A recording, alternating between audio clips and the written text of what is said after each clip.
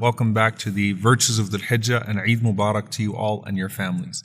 I want to reflect on something very beautiful that Allah says in the Quran and how it really ties into this. Allah says, قُلْ بِفَضْلِ اللَّهِ وَبِرَحْمَتِهِ فَبِذَلِكَ فَلْيَفْرَحُوا هُوَ خَيْرٌ مِمَّا يَجْمَعُونَ.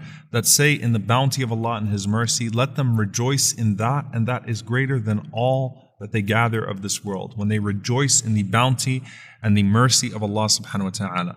We have two Eids, two holidays in Islam, two feasts in Islam. One Eid comes after the best 10 nights, the other Eid comes after the best 10 days. One Eid comes after a month of fasting, the Ramadan, and we celebrate that. And again, particularly the last 10 nights, the Eid immediately follows that. And another Eid follows the best 10 days with the best good deeds that we could possibly present to Allah subhanahu wa ta'ala. One Eid comes after Laylatul Qadr, which is the best of the last 10 nights. This one night that is worth an entire lifetime.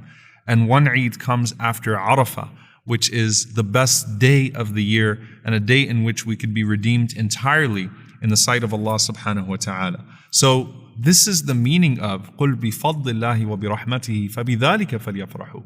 That we take joy and we find joy and we rejoice in Allah's forgiveness and His bounty and His grace and in His mercy. And that is greater than anything else that we could possibly attain. And this really speaks to the fact that these two Eids come with acts of worship. Really speaks to something special about the spirit of salvation in Islam. We are not commemorating someone else's good deed. We're not commemorating someone else's acceptance.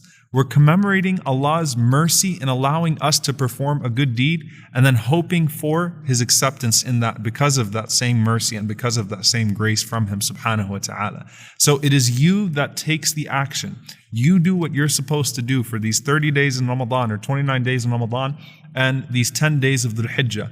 And then you celebrate that Allah allowed you to do that. And you celebrate Allah's mercy and you depend upon a good answer from Allah subhanahu wa ta'ala. The Prophet ﷺ said, "Ud'u Allah wa antum muqinuna bil ijaba." Call upon Allah confident in the response. When you do these good deeds, you are confident in Allah's acceptance, not because of your supreme performance of them, but because of Allah's supreme mercy in accepting them. We also find that Allah tells us, or the Prophet ﷺ taught us to recite in the Eid Salah, Surah Al-Ghashiyah, Surah Al-A'la.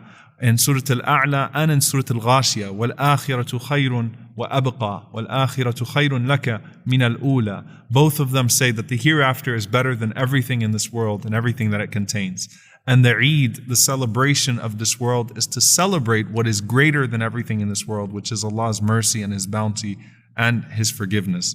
And just like the Prophet ﷺ said, for the fasting person, لِلصَّائِمِ فَرْحَتَانِ, for the fasting person is two joys, when they break their fast and when they meet Allah with that fast.